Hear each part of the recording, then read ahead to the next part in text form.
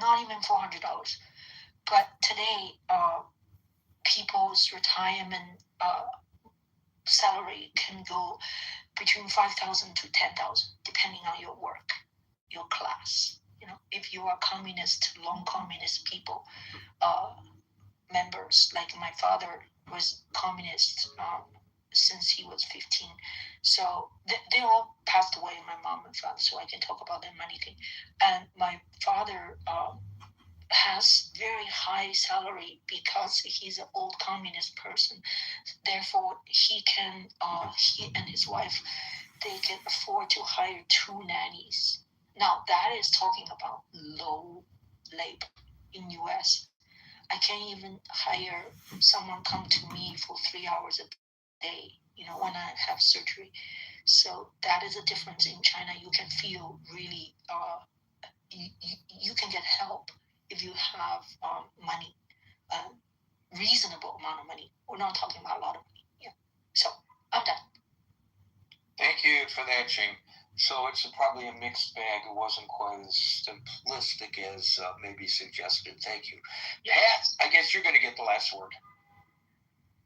Thank you, Gary. Gary, you always host a really enlightening program, and I really appreciate the way you run your rooms. I just want to give you your flowers. So yes, I'm saying yes to that, but I'm not sure what the true tipping point is, and I think it's different for each person, right? And so for me personally, no, it has not affected me. Grace of God, right? However, I volunteer at a senior center here, and I'm in a small rural town on the coast of California. And so the price of gas is high, and definitely our truckers are complaining about $7 diesel, things like that are affecting. Well, if they're not affecting yet, they will be affecting prices of food. And so where I'm going with this at the senior center, we have volunteers that do delivery of food. We have a meal program that do delivery of food. I did that in Detroit a lot, Meals on Wheels. Oh, yay! Ours is called Meals That Connect, and we do have meals on wheels in different towns nearby. And so the volunteers, most of them, well, I should say, most all of them are retired, number one. And so most retired people are on fixed incomes, some getting more than others depending on pensions and so forth. But they have begun that little chatter of it's really dipping into my cost, although they are eligible for mileage reimbursement, but not at the rate that the gas is going up, right? And most of them have chose not to take that mileage reimbursement because they've been able to do this. However, now they're saying, well, if I have to start tapping into that reimbursement. And by tapping into that reimbursement, it does affect the bottom line of the meal program because, of course, the meal program is relying on that they're not going to tap into the reimbursement, which helps put money in the pot to keep the program going. So when the title and the question is, that tipping point, again, I'm going to say that tipping point is different for each person. And just think about our volunteers like you, Gary, and others that may not be able to afford the price of gas, which then trickles down to our seniors that only get that visit from one person each day. And I'm sure you understand what I'm talking about. So I'll leave it there. Thanks for letting me speak. Yeah, when I was doing Meals on Wheels, I was not retired, but there were a lot of retirees doing that. And I'm hoping that that's a good question. Maybe I should check with some of the Meals on Wheels programs whether they have volunteers dropping out because they can't afford the gasoline. That's an excellent point. This is what I love about our get-togethers. People bring up I've never thought of before. And that's one very much well worth looking into. Thank you, Pat. Montse, if you're back, go ahead. Maybe you get the last one. No, I just wanted to, clarify, I guess, what said about the wages in Southeast Asia. Minimum wage, and this is a monthly salary. As of 2018, it was $72 a month. They had an increase in 2024, and now it's $113 a month. I would say that's why big companies are going out there to manufacture, especially clothing items and stuff. China used to be in that bag a while back. They still have a big swath of the population that gets lower salaries, but they have, as you know, the clothing manufacturing companies have moved out of China. They diversified. Now they go into Vietnam, Bangladesh, all that. One, because China is moving up in the world. They have a middle class that is expanding, like Ching said. They have a middle class that's growing very fast. They still have a lower class that she said. For example, people that can afford nannies. Well, those nannies are not making a lot of money. So the numbers are out there. So I'm just saying, if there is a group of laborers that can work for you for $113 a month, it wouldn't make sense to produce the same stuff in West Virginia and have to pay someone $1,200 a month. The same articles that would be produced would be worth a whole lot more if you sell them that way. That's all. But the low wages in Southeast Asia is a reality. It's still out there, and a lot of Western companies are taking advantage of that. That's all. Thank you, Masa. Folks, there's some more breaking news that has to do with tariffs. It looks like the president's tariff program may be in jeopardy.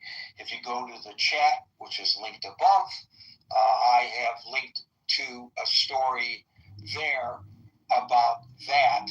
And also, I just want to remind everybody that we're going to be playing around with a live event twice this weekend. Saturday night at midnight New York time and Sunday night at midnight New York time on Substack. This is not to replace Clubhouse. It's just an augmentation of what we do here, using a completely different format. But we thought it would be interesting to play around with it. So that's also linked to in the chat where it says main chat above. So you can subscribe to my Substack. That way you will be notified whenever we go live on Substack or when I decide to post something on Substack, which I think that you might be interested in. Folks, we are here Monday through Friday at 5 o'clock New York time. So until 5 o'clock New York time tomorrow, for the next edition of the Critical Thinking Forum, everybody be safe, be well, and peace out.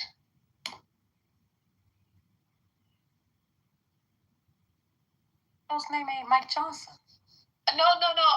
The people in the chat was confused. They said Mike Jones, and I said Mike Jones. Like back then, I said Big Mike Johnson. Yeah, I know what you said. I was confused. I was a confusion. Okay. But I knew you were talking about the speaker. They get her voice back and then she stayed talking at it like before. Oh my God. Brother,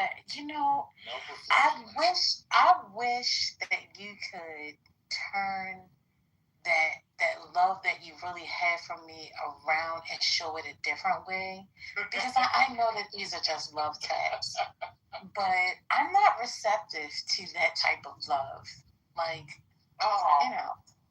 Well, personally, he only wishes you love and happiness. I know he does. And I have to remind myself of that because, it doesn't quite come across that way. You know what I mean? So I have to remind myself. That's why I'm saying it out loud. I wish that he could turn his love. I'm trying to do that. Yeah.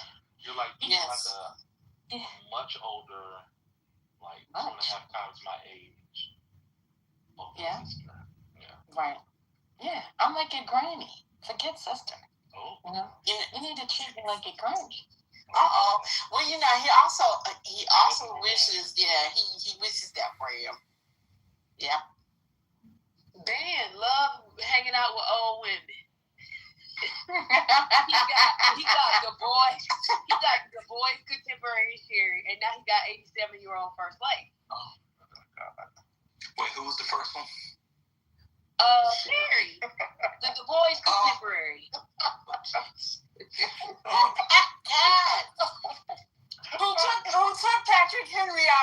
prom date. That was insane. That was funny. Because I had no idea her boyfriend at the time was named Patrick. So many.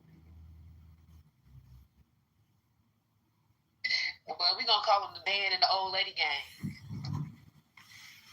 You can't do that because if we open a restaurant, the health department will shut it down.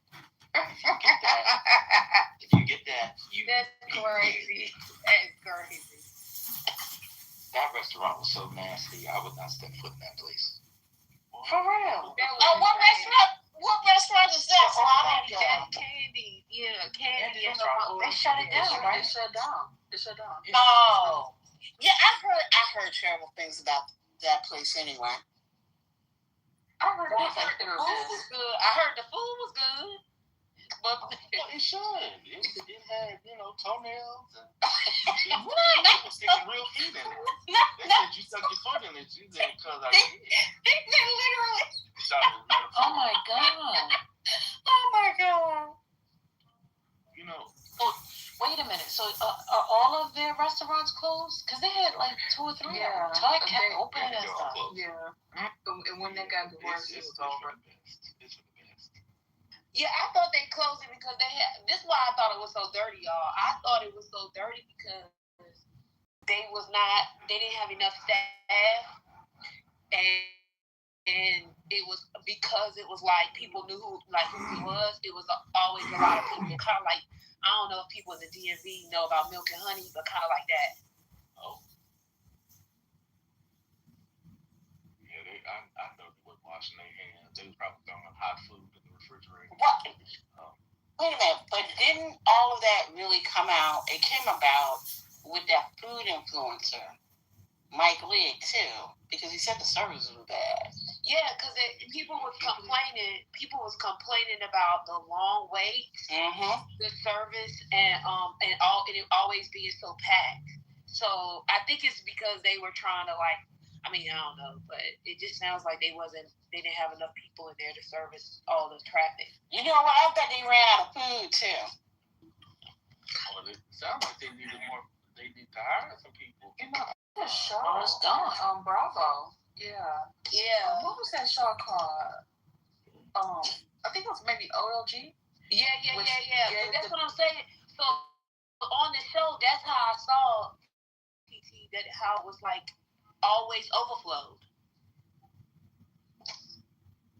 They had staffing problems, management problems, hiring family problems. It was just all of. Your mama, do you like Milk and Honey? Who said I went there? I just said it was a place in the DMV for people that knew. So you hear the shade in your mama's voice? Milk What? and Honey. There's no shade.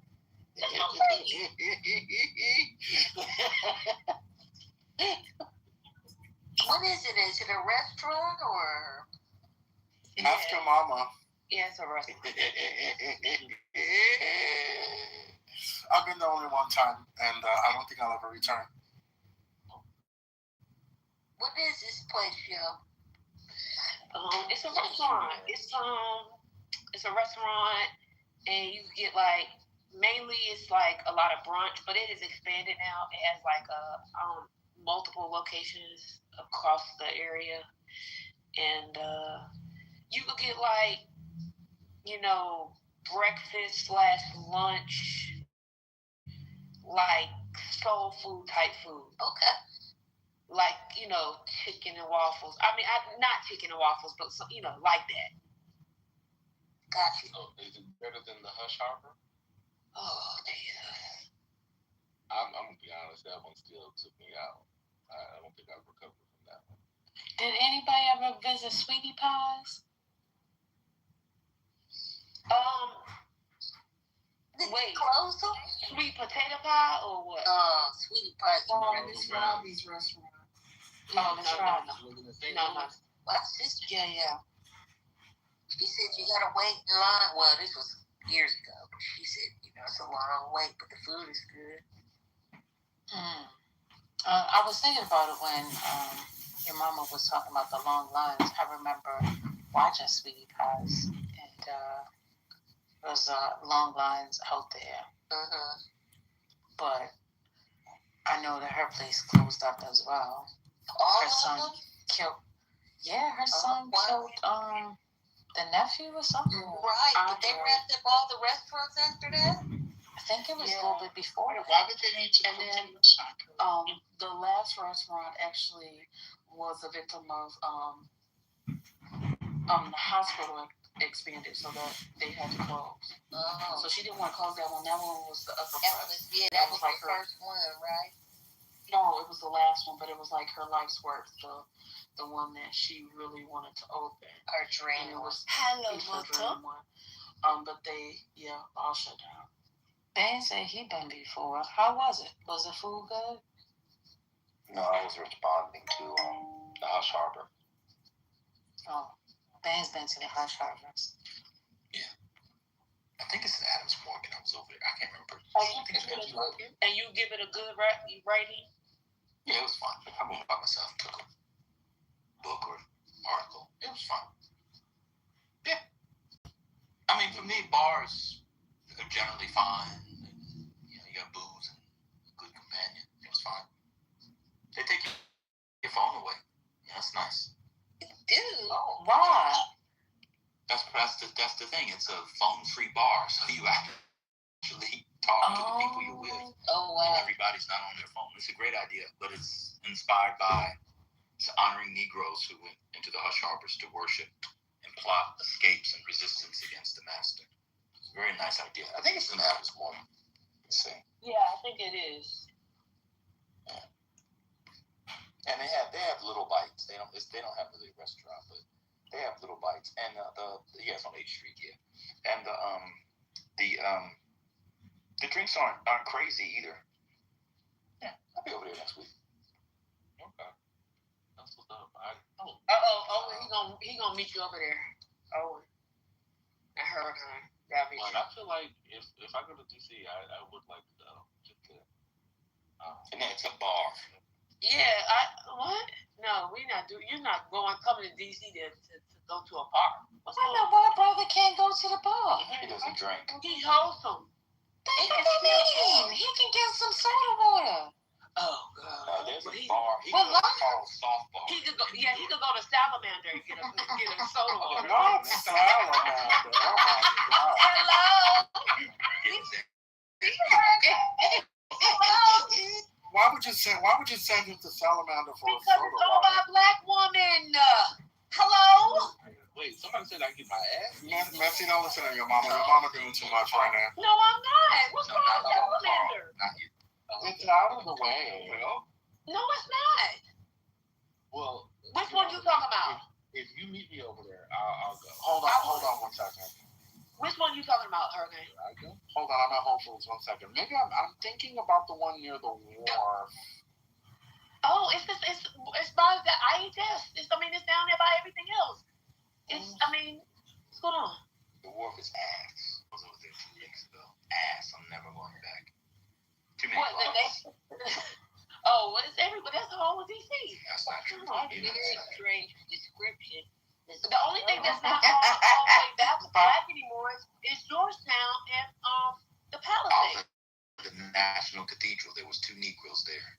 Oh well, I think the assistant rector is Kelly Brown Douglas, so she's a sister. That was the other What about Negro. me? Oh no, that's not the other Negro. Okay. So you and the other day. That type of church is your type of church. Yeah, I was over there.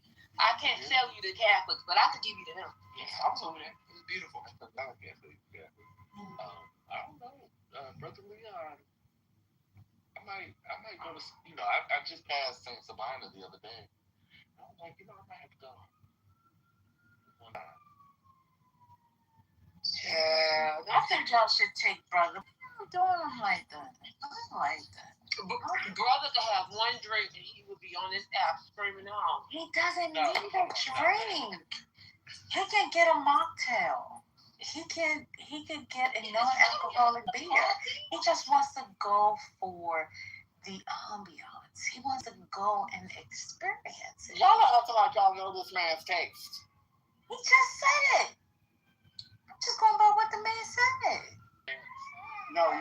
can't do all that if you're going to salamander. No, you can't do all of that. Why are you doing that, brother?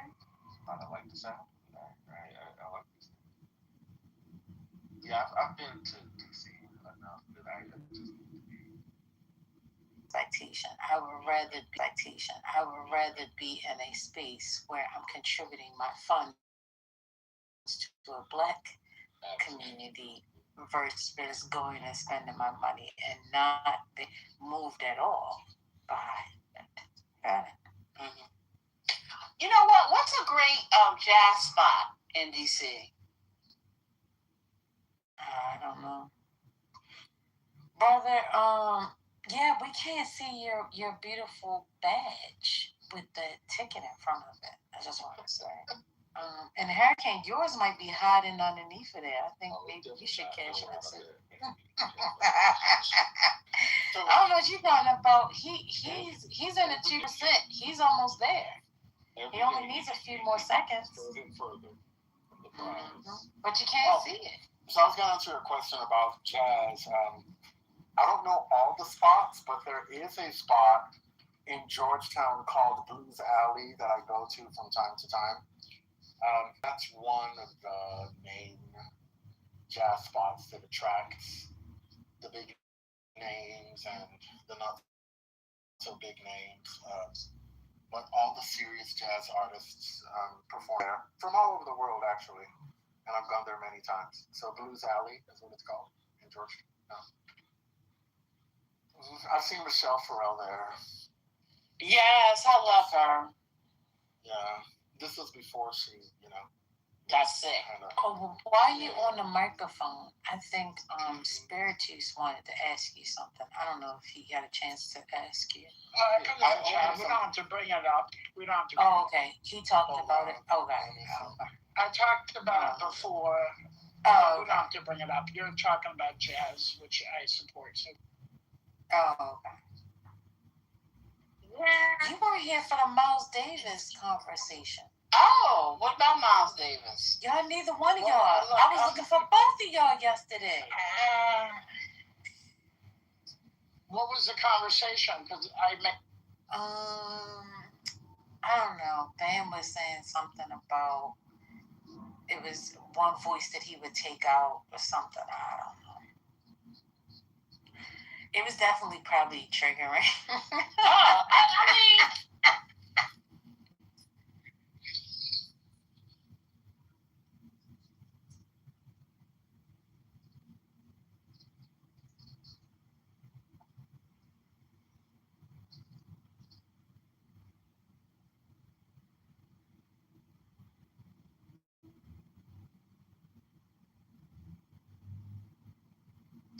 Well, I mean, yeah, I'm not gonna crash over it either. I mean, because there's other work that he does, right? Ramas, other than kind of blue. And so don't trust what he's saying. Don't trust what he's saying. Don't trust what he's figure it myself. Otherwise, you're all making shit up, and I'm not gonna crash over it. That's true. I don't want you to crash. He wanted to have the conversation. Wait until he comes back, because ain't no point in talking about it. We're not. There's no point in getting into it if he's not here. Because most of us don't know jazz like that. That's fine. I'm going to a play anyway. So. What are you going to see? I don't even know. I know where it is. Oh, wait a minute. Shouldn't you be there already? What time does the play start? I'm going to read. It starts at 7:30. Time it's on 45th. And I think it's a staged reading or something. I don't even know. I'm just fucking going. Okay. Well, all right. I think it's a fucking musical. I'm not happy about that. Okay. All right. Is it a new musical?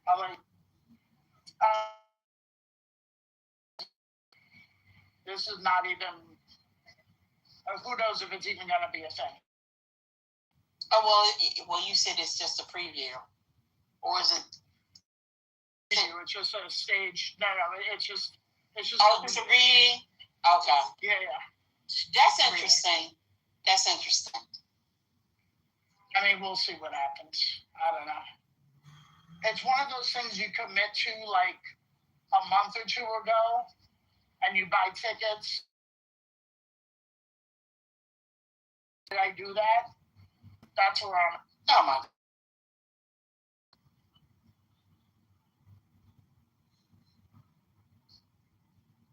I'm just trying to support the art.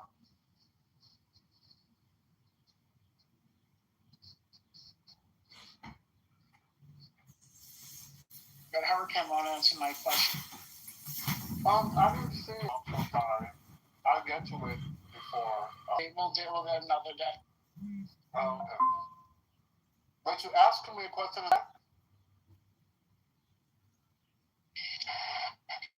Yeah. Oh, you're not gonna find that. That was 2 hours ago. Oh. No, it was about the Met Gala and Connor Story's horrible outfit that any chick in her late 20s would have wore at the office at her marketing firm in Midtown. And it set the gay community back about 10 years. But you liked it, I heard. So I'll mute. You know, what do you look like? I'm getting on the train, so I can't even argue with you. Yeah, that's fine. When you look like on a story, you can wear just about anything you want. Doesn't really matter. I mean, I didn't hate it, but I just thought, I'm like, oh, that's just everyday wear. Connor's story does not have an everyday body. Hello? We're not talking about body. I was talking about the top he was wearing. Right. It matters because it's the body that holds the fabric. It was a terrible blouse. It was a terrible blouse. It's not terrible. It's not terrible. I mean, I would wear it. It was for a man, so I mean, like, it's not a. I've seen definitely that. I could definitely wear it. A woman can wear it. I just told you everyday wear it. Well, first of all, hold on. Let's get into like you guys are acting as if that blouse on Connor's story. Oh, sure. But I mean, but the cut, and I'm stating it. But that cut is not. That cut is not. Yes. None of y'all look like on the story, so. Well, we don't